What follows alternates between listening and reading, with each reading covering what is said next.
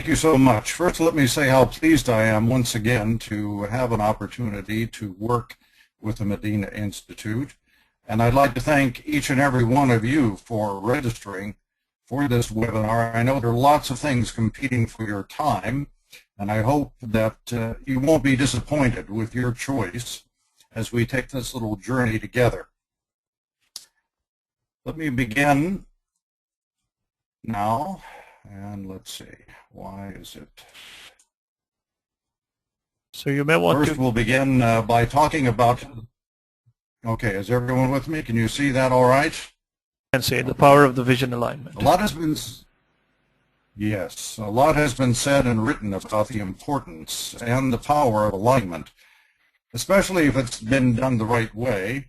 It isn't always done the right way, unfortunately, but what I'm going to share with you is what I consider to be a best practice approach, one which is based on nearly 40 years of hands-on experience.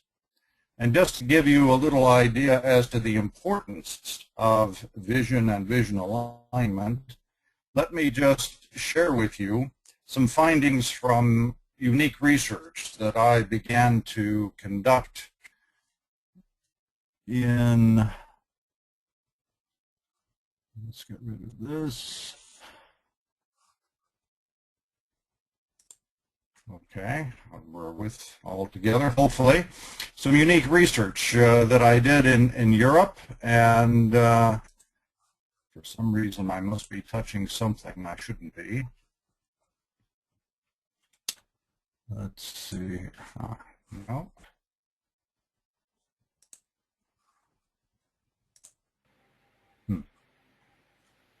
All right, what am I doing wrong? So you may want to click on the slideshow screen. Just click on the screen itself. Yeah, and then try to click it again. Hey, here you go. Okay. I can't seem to get rid of it. So you jump out of the window, the active window, so you need to stay on the window that you're running. Okay, there we go. Okay. Are we okay now? In any case, some unique research that I began in Europe, where I went into different countries and identified the 20 to 25 most influential, most well-respected business leaders and interviewed them in depth, particularly focusing on the CEOs, and find out from them what they consider to be the most lethal behaviors and practices that senior executives engaged in. Those are the ones which are most likely to either lead an organization to fail or to at least perform suboptimally. And as you'll see, the most deadly sin which was identified was lack of vision and vision alignment. The others we'll save, hopefully, for another webinar. All right, moving along, let me just ask you simply this. If you were the pilot of a commercial aircraft or the captain of a cruise ship, would you leave the airport or leave the port without having a destination in mind? And the answer to that, I think, is simply no, we wouldn't. And I think just to reemphasize that point, Covey in his 7 Habits of Highly Successful People mentioned always start with the end in mind. Have your destination in mind, but remember that there are many different paths, many different routes that you can follow, and oftentimes our choices will depend or determine the level of pain or pleasure we experience during the journey. All right, if we continue, how does it usually work? How does this concept of an organization and the vision oftentimes work? Here's a little example from Total Petroleum. The situation here, the duty of care principle, which is the equivalent of a vision for Total Petroleum, was simply that they wanted to be the #1 in the downstream sector. In other words, in the finished products, distilled products, refined products. And they have 3 major divisions: retail, which basically were your petrol stations; the commercial, such things as aviation fuel for commercial aircraft; your specialties, which might include your lubricants for industrial applications. But the fact of the matter is, everyone was operating more or less autonomously and independently. The issue really is, how do we create an all-one team situation where we get everyone, all the initiatives, all of the power of the organization focused on a common objective, on a common purpose, namely achievement of the vision. So this way we're able to harness, if you like, the full power of the organization. If we go a little bit further and now talk about an example from British Telecom Ireland, here we have the vision for British Telecom: to become the leading provider of networked IT services and communications solutions on the island of Ireland by driving value for our customers and people, and through relentless pursuit of outstanding service, innovation, and business excellence. Sounds great. The question is, what does it really mean? And I think this is where we oftentimes run into difficulty with visions if they're not clear and if they are not properly interpreted. In other words, if I was to go into the management committee of an organization and say to each member of the management committee, what does this mean? What do you think would happen? Probably, and certainly it's been my experience, I get, if there are 10 members of the committee, 10 different interpretations. However, the point is that we need one interpretation, and that one interpretation is the one that needs to be used by every member of the management committee when helping any member of staff to understand, what does our vision really mean? I can't tell you the number of organizations that I've gone into where I've talked with members of staff who don't have a clue about their organizational vision in terms of what it means, or even how to repeat it, or what their contribution is to helping make it happen. So we're going to start right at the top.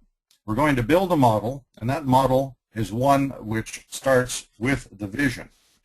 But we must also keep in mind that as we attempt to do that, there is something which could either be an enabler or an inhibitor to achieving that vision. And this is something that needs to be more fully understood by management. What is it? It's the culture of the organization. And I would simply ask here, how well do you as a senior executive understand your own organization's culture and its significance to success or failure? And the way the culture is like the soil for a farmer. If you hope to grow a good crop, you have to have good soil.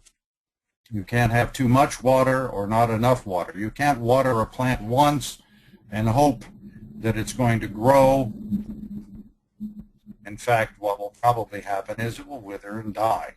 Or if the soil is too caustic or acidic and requires fertilizer, or another way of thinking about it, constant management reinforcement of that vision, it won't happen. And that culture can oftentimes be draconian in nature. When I joined General Motors in 1973, it was a culture that was ruled by fear and intimidation. Ideas were something that were not well accepted in that organization. In fact, if you had a new idea, people would simply tell you, "Oh, you already tried that. That won't work here. We don't want to hear from you. Just do what you're told. We don't pay you to think. We just pay you to do your job." However, if on the other hand, you have a culture which is supportive, for example, here's an example from Total Petroleum. We build trust and confidence with our customers and colleagues. So in other words, we're defining what our beliefs are, and we're defining below that the behaviors which, when observed, help identify an individual as a role model. So things such as we always follow up, keeping our customers and colleagues informed, making sure things happen as planned. We always resolve issues effectively and efficiently. And we always call back when we say we will. So building trust is just one of many examples. Now, going back to our vision, the question here is, do we know what our critical success factors are? And I'll just give you a simple philosophical statement, which again, many of you can probably relate to, and it's simply this, that many times the quality of our lives and our organization's success is determined by the quality of the questions we ask.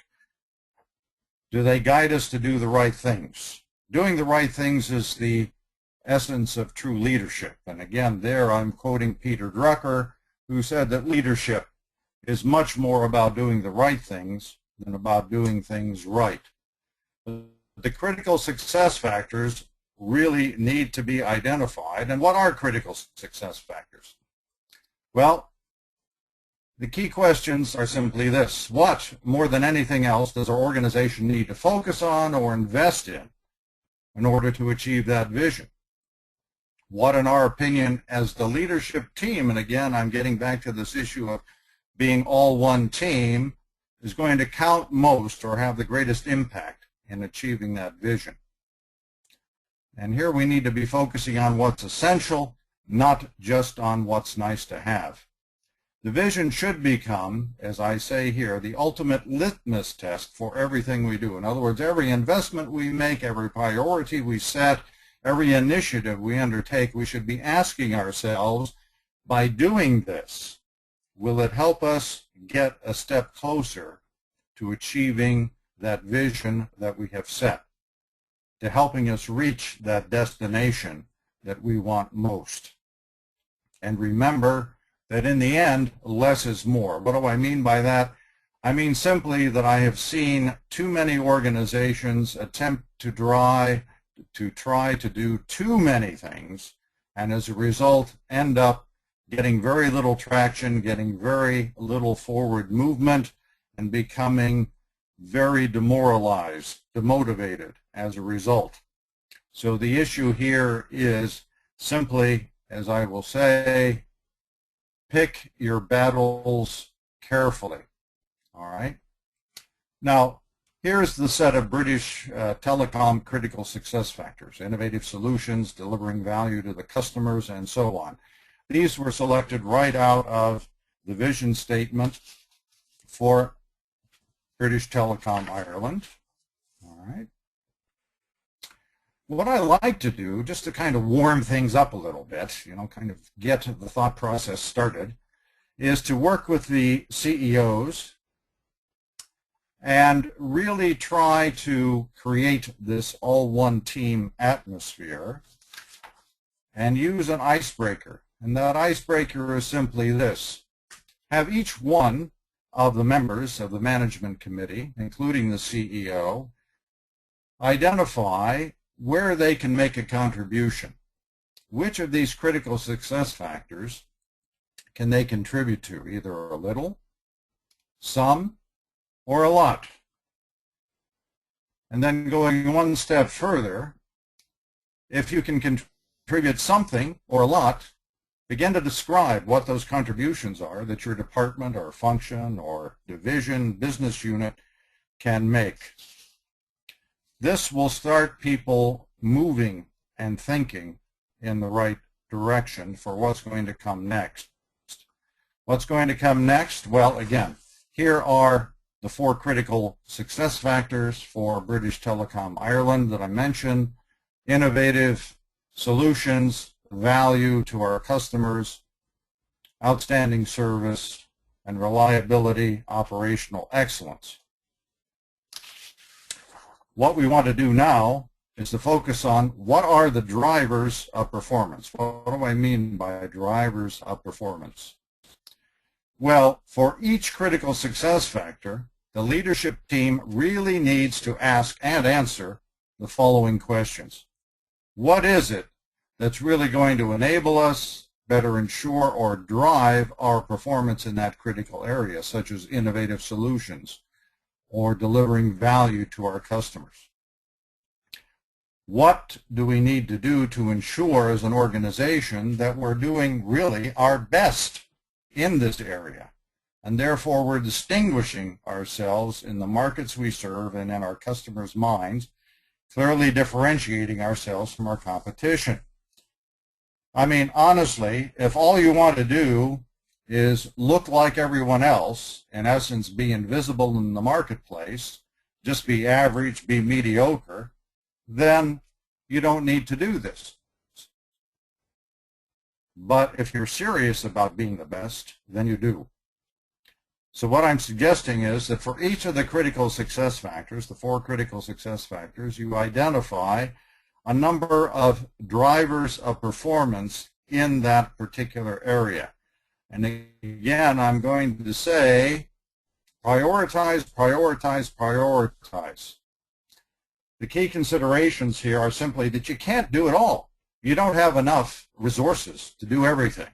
So you have to be very selective in terms of where you focus your attention. Okay. And again, one key question you could ask is simply, if you could only have one, if you could only focus on one driver, which one would it be and why? It gets back to this issue of less is more. So for example, in the case of innovative solution, if these were the 3 drivers, some area process, some people issues, some technology issues, where would you focus attention? Let's say you couldn't do all 3 of them, but you could only do 1, possibly 2 of these. What would they be and why? So again, prioritize. And in the end, what you would end up with is something like this in terms of a matrix. You'd have your drivers of performance for each critical success factor and those drivers which you consider to be most important identified. So here we have 2, 4, 6 drivers that have been identified for those critical success factors which support achievement of the vision. And it's around these drivers that we now set our key business objectives, our KBOs, and our strategies, and assign ownership or accountability for achieving success. So where we go next is to a matrix that looks something like this. Here are the 6 drivers of performance which we've identified that we want to focus attention on for both innovative solutions, value delivery, outstanding service, and reliability and operational excellence. Now, for each driver of performance, what I'm suggesting is that we develop 1, at the most 2, business objectives that have to be achieved in order to really drive our performance in that critical area. And I'm suggesting that in the end, we target to stay within 5 to 7 key business objectives for an organization. Now, I know you're sitting there going, this man has got to be out of his mind. 5 to 7 key business objectives. We have 30 key business objectives. How could we possibly focus only on 5 or 7? Well, I'll tell you. I've gone into many organizations that do have 20 and 30 key business objectives. And those key business objectives have been set totally independently of the vision. They have no linkage or connection to the vision whatsoever. So that by achieving them, even if you could, you'd have no idea, no clue whether or not it was going to help you achieve your vision or not, number 1. And number 2, people, the staff, are sitting there telling me, my God, I don't know what the top priority is. Everything is a number 1 priority. We've got to do all of this, and I'm so demoralized, so demotivated because there's so much to do and I can't get it all done that we're just not making any forward progress. Is that what you want in your organization? I hope not. The next step, really, for each of those key business objectives, those 5 to 7 that you identify, what you want to do is to develop a strategy or action plan for achieving that key business objective and assign ownership and accountability. There needs to be someone in that organization of yours that is responsible, accountable for getting the job done. You know, it's the old adage, if it's everybody's responsibility, guess what? It's nobody's responsibility because it doesn't get done. We need accountability. All right? And as we talk about strategies to achieve those key business objectives, just a quick word on strategy and strategy execution. You know, it's relatively easy, relatively I say, to formulate good strategies if you have the right information and an effective process to do that. The tough part is executing that strategy flawlessly so that you in fact get the results that you really want from that strategy. And what the studies and the research say is simply this, and John Childress and his book Fast Break, The CEO's Guide to Strategy Execution, has a great deal of this research and a number of studies quoted in it. It says things such as, the reason 70% of CEOs are fired is because of a lack of good execution. Not good formulation of strategy, but poor execution of strategy. And while McKinsey and others will tell you that their surveys indicate 80% of senior executives say, hey, wow, we do a great job of strategy formulation, but boy, we got to tell you, and 20% do, only 20% say that we do a good job on execution. So this is where things fall down in a big way. You've got to have flawless strategy execution. You've got to have accountability. Now, one thing that I've found through the 40 years or so that I've been engaged with organizations is to help strategy execution, I oftentimes form councils. Councils which are subsets of the leadership teams, but not always the usual suspects. In other words, if I was focusing on the council, and these are just 4 councils that I often use, one for competitiveness and growth, another one for relationship excellence, one for human performance excellence, another operational excellence. If I take human performance excellence, I might not put the human resource manager on that, or I might make them an ad hoc member and put individuals who have less experience in that area but bring fresh and new insights and ask rather naive questions which lead to brilliant solutions on that management team. So mix it up a little bit. Don't always put the usual suspects on each of those councils. Then I support each of the councils by what I would call a strategic business team of a cross-functional nature.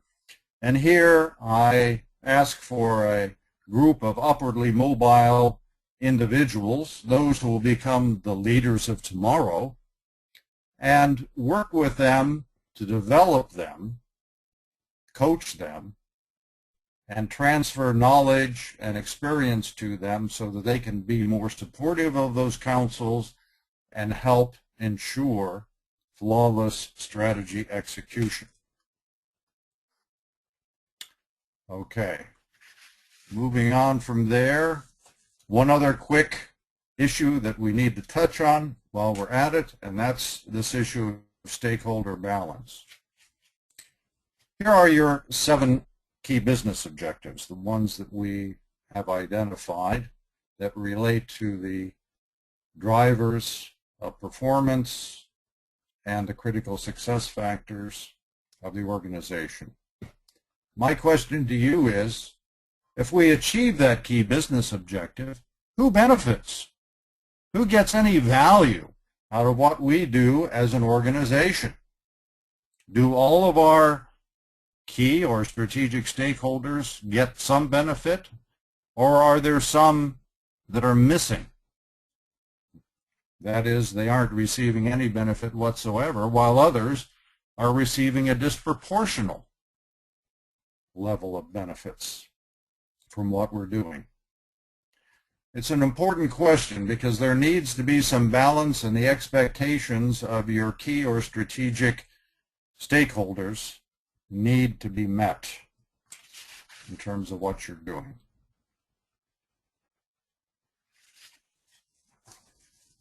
The last word is the Balanced Scorecard, and here we're talking about measures of success.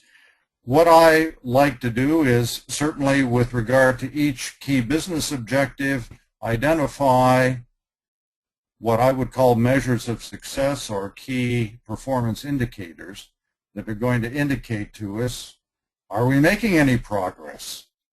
Where is the progress being made? How much and how fast?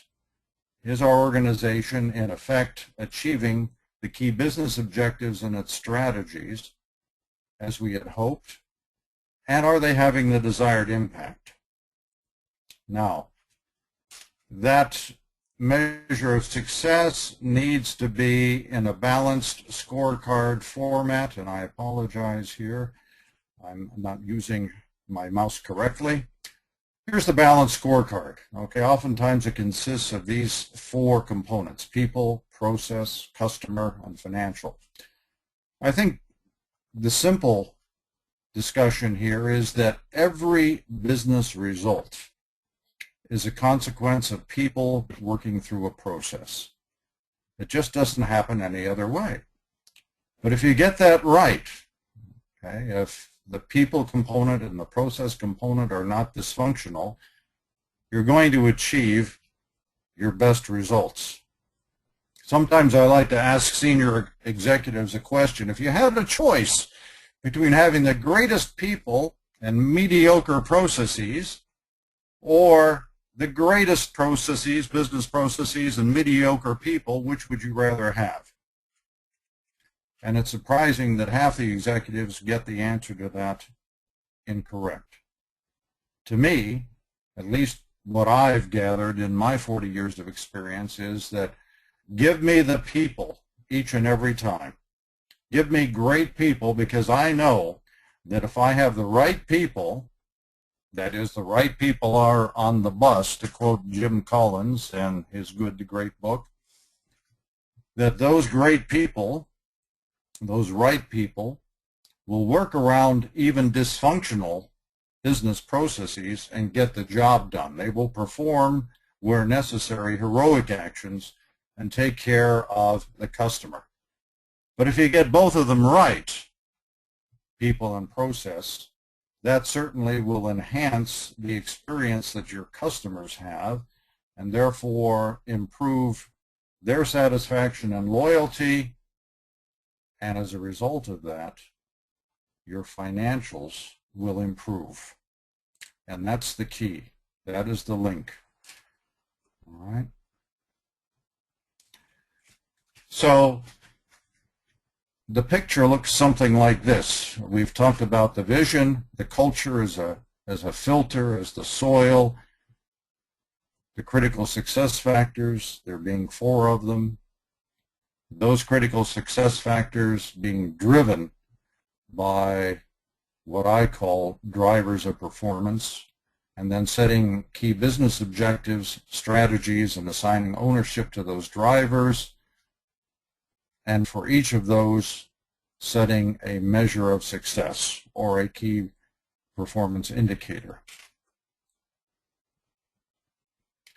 And as a last suggestion, I would say that what organizations need to be totally successful is what I call a best practice rewards matrix. And how does this work? Well, you see, for years, it used to be the case that the only thing that mattered was getting the results. And it didn't matter how you got those results. I mean, if you left a trail of dead bodies behind you, it was okay, as long as you met your targets. And those people were the ones that got the biggest rewards, the biggest bonuses, the greatest merit increases. But some years ago, some enlightened senior executives said, you know what? We can't continue to have all this collateral damage, all these dead bodies strewn about the organization. We need to clean up our act. We need to clean up our behaviors. So maybe what we need to do is we need to look at individuals who not only get the business results, achieve their targets, but we look at how they achieve those business results or get their targets. The how being the behaviors.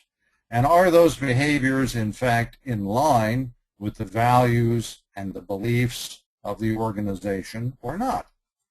And so the role models of the organization become those who not only get the results or achieve their targets, but they do so by behaving in a way which is consistent with the beliefs or the values of the organization. And these are the individuals that we recognize and we reward, and they become the new role models that we want everyone else in the organization to emulate. And if they don't get the results, but they do behave in line with the values of the organization, we create a personal development plan.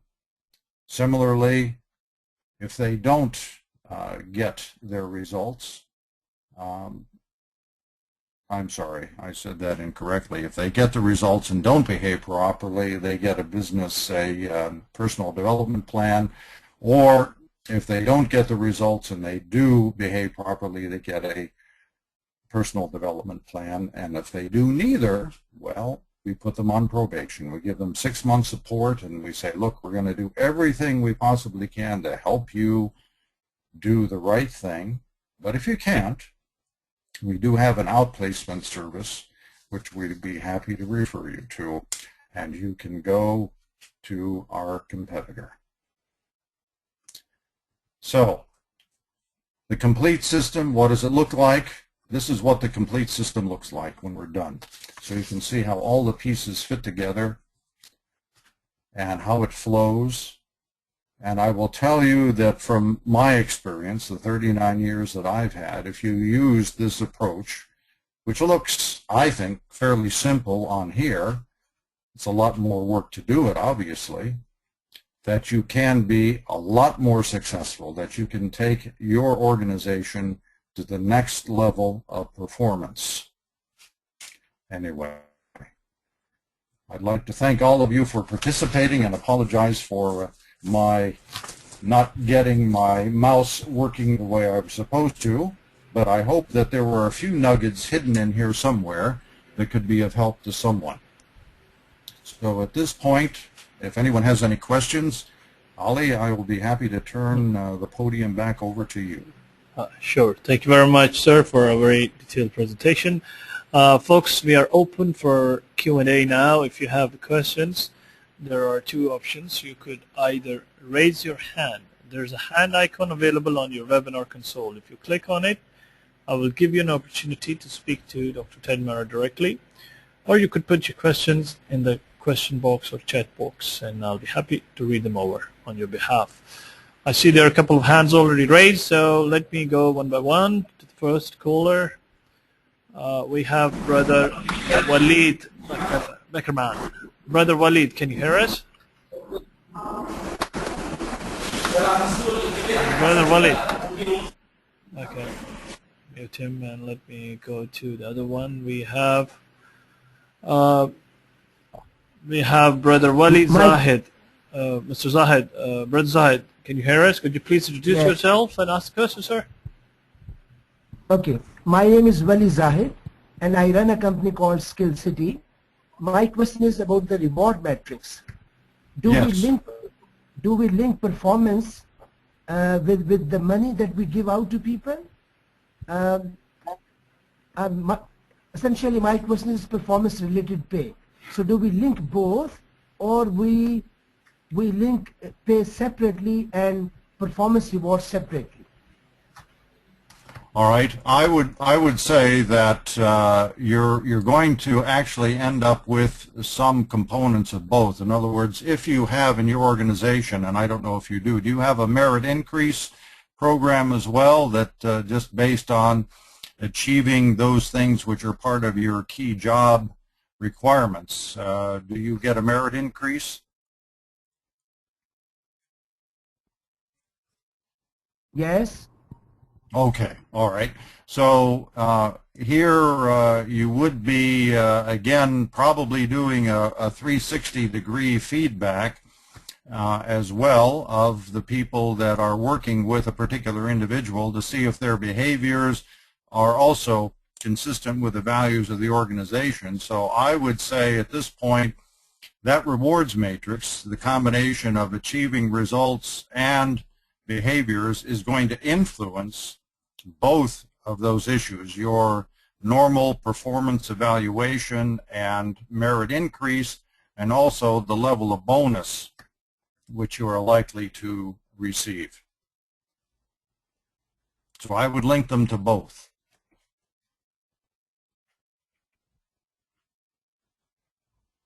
Brother Zahid, I think you muted yourself.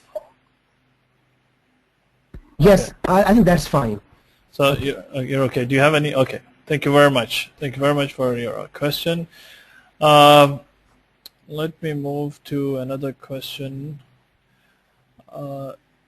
Dr. Ted, how realistic the vision statement should be in reality as compared to sound only ambitious and rhetoric? All vision statements more or less contains the words to become a leading. Doesn't it sound ambitious goal than rather creating realistic quantified visions which can be measured in short and long terms? Well, I think that, yes, we'd all like to be leading.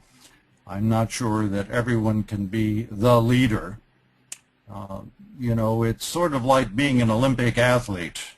You know, we talk about this issue of world class, and what do we really mean by world class? Well, world class in essence means being among the best, all right? If you look at Olympic athletes, there is no one athlete that can be the best at everything, at every possible event. But an athlete, all the athletes taken together are what you would consider to be world class. But in terms of realism, I think the key issue here is that the vision should reflect two things. It should reflect a destination which stretches the organization. In other words, the greatest destroyer of creativity and innovation is incrementalism. If all we want to do is get a little bit better than we were last year, we're never really going to come up with those creative, innovative ideas that we need to move closer to a leadership position in whatever market we serve. All right. So we need to make sure that we have enough in the vision that challenges us. We also need to have something in the vision which represents the aspirations of not only our senior executives, but also our other employees as well.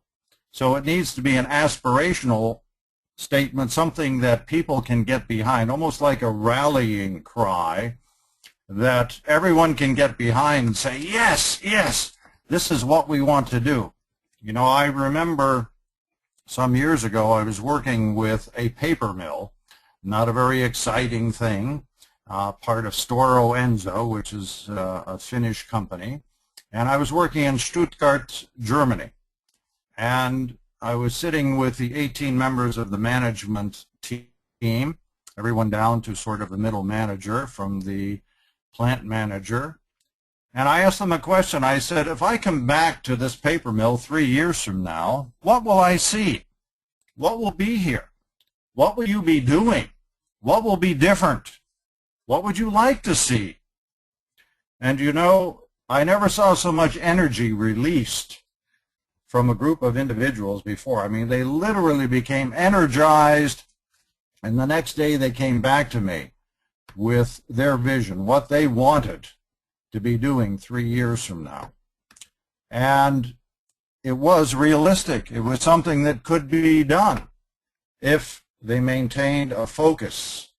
And that's what this is all about. If you talk about vision alignment, you're saying that you keep your focus on that vision, and everything you do, every decision you make, every priority you set, every resource you allocate, you must ask yourself the question, is this going to help us get closer to that vision, to what we want to achieve?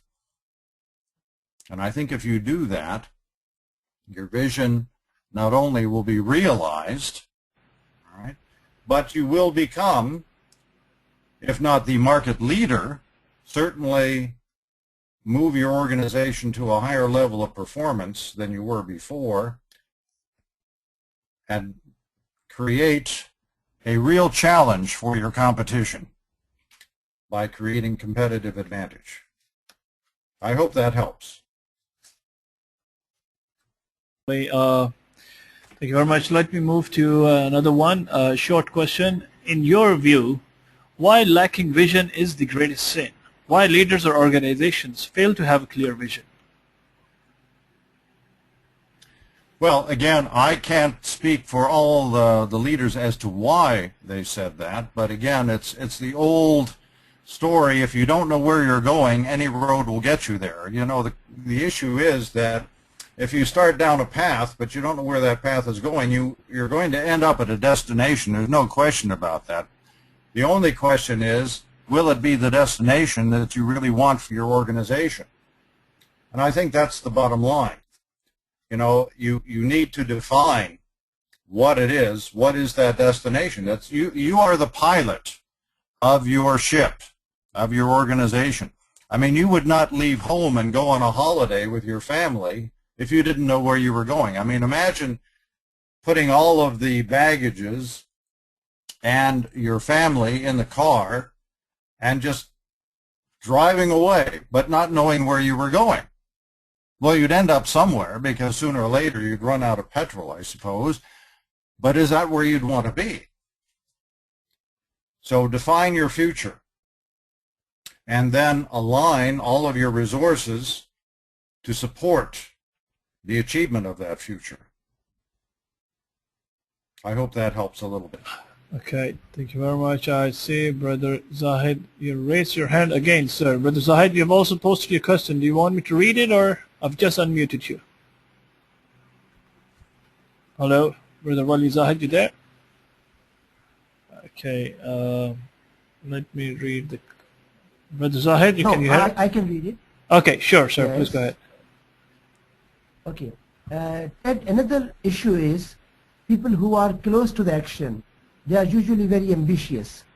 So yes, narrowing down to say 3 to 4 KSFs, 1 to 2 drivers, 5 to 7 KBOs, it does not come really easy for them.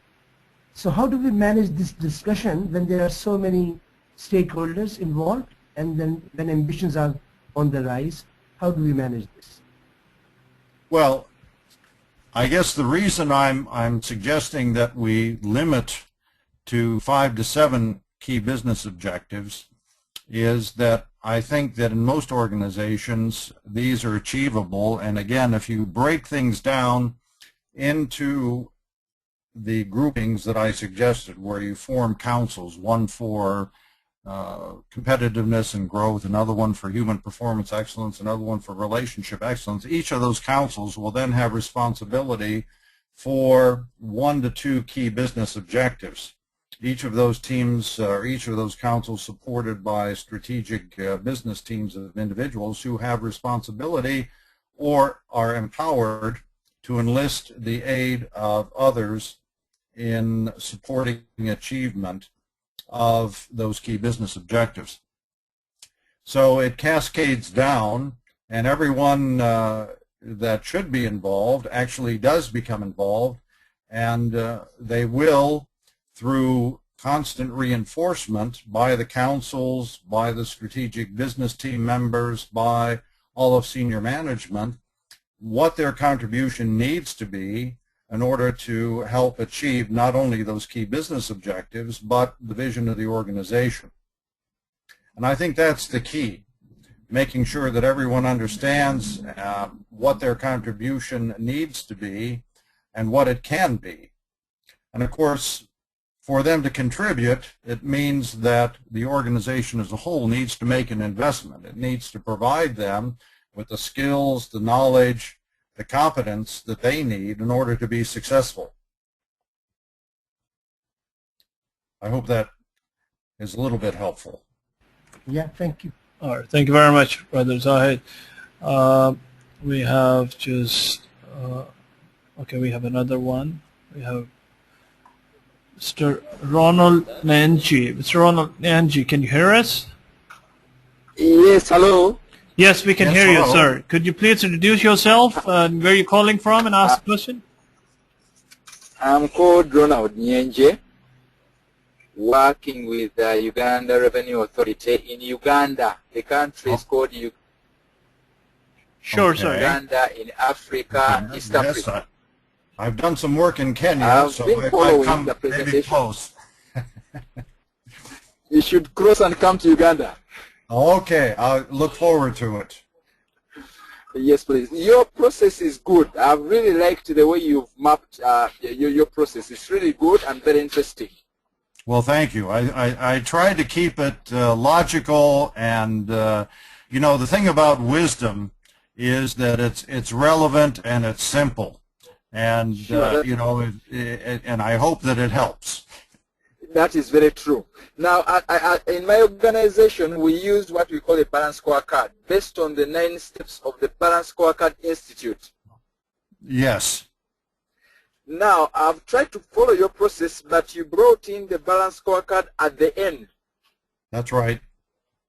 And that one somehow confused me. And I said, now where should I start from? Because when you look at what these guys use, the Balanced Scorecard Institute is different.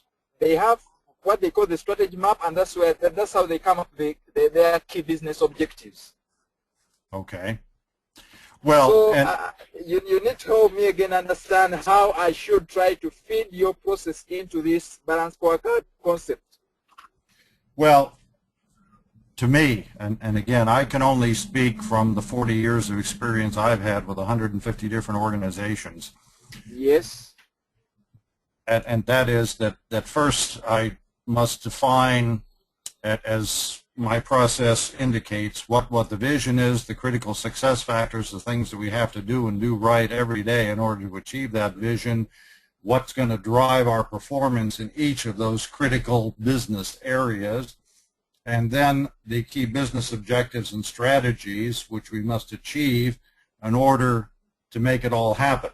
And one of the things that we have to know at that point is, are we making progress? Are things happening? Has anything changed? Are we having impact or not? And that's where my measures of success come in. Now, I know that some of the balanced scorecard approaches bring in measurement earlier. All I can say is that if that works for you, okay, if you're able to do it that way, that's fine. I think the key point is that measurement, wherever you put it in the process, has to link to the key business objectives and to the strategies, because it's that measurement that's going to tell you whether or not the strategies are working, whether you're making progress, how fast you're making progress, where you're making progress. Would you agree with that? Dr. Ted. Doctor. Yes. Hello?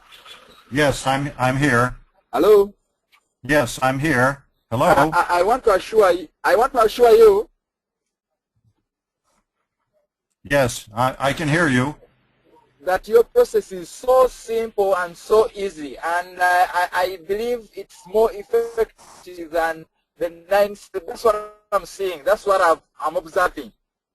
Yes, and I would agree with you. I think, and I'm going to be honest with you here, I mean, I don't know much about the Balanced Scorecard Institute. I mean, I've heard of it, obviously. I'm familiar with Kaplan and Norman, or Kaplan, Kaplan's approach, and I mean, frankly, the Balanced Scorecard, I'm not sure if you are aware of this or not, but the Balanced Scorecard originated in 1987. And it originated as part of the Malcolm Baldrige National Quality Award criteria. And it was there free for the asking. It wasn't until 1996 that Kaplan and Norton created the Balanced Scorecard approach, 10 years later. So all I'm saying is that use whatever works best for you. If it's logical, if it's simple, follow it and see where it leads you. But I think, again, based on my 40 years experience in 150 organizations, it works. What you're seeing is the wisdom that comes from 40 years of experience all over the world. That is very correct. Now you help me get more information about your process, because I will need to understand your process more. Okay. Thank you so much. Sure. My pleasure. Well, good luck. Let me know how it goes. Okay, please. Well, thank you very much, Brother Ron, calling from all the way from Uganda. So it's good we have had participants from Bahrain to Uganda, and I'm seeing the list from Europe to obviously and the Kingdom and all over. However, we have reached towards the end of the webinar now. I would like to conclude with a note of thanks especially to Dr. Ted Marra for taking the time to share this valuable information with our participants. I know this is your third webinar, and folks, let me also take the opportunity to announce that Dr. Ted Marra has agreed to open a community of practices on Mile Community. I just broadcasted a link on the webinar console of Mile Community. The Mile Community has already more than a dozen active community practices, which is being maintained by numerous subject experts. Dr. Ted will be opening his community practices very shortly, and we will be announcing it to all of you who have attended and to all of our members at Mile. So please stay tuned to the community, and that is where we will be uploading the recording of this webinar and uploading the soft copy of the presentation for you to further download and watch the recorded version. Dr. Ted, any concluding remarks you would like to give before I dismiss?